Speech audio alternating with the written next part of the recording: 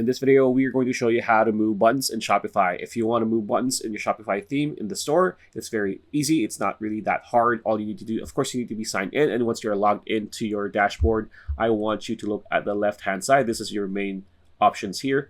I want you to click on Online Store, like so. And by default, you're going to be seeing the themes option, the themes page here. And I want you to click on Edit Theme, like so. And here, this is pretty much where you can mix and match. You can make everything smaller, bigger, change its colors. But for this type, we want to move our button. So let's highlight our button. And then you can see on the left-hand side here, it says button, right? You can actually click and drag here to the top, like so. As you can see, it's now on top.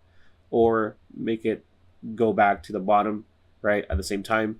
Another easier option, if you for some reason you can't see this this option here on the left hand side, you can actually hover your mouse on the upper right corner, and if you hover it on the smiley face here, it says open sidekick, like so.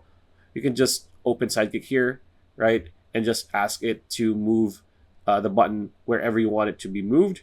And then after that, all you need to do is click and save, and you'll be good to go. So pretty much it. That's a video. Hope you liked it. Like, comment, share, subscribe, ring that bell icon. We'll see you on the next video.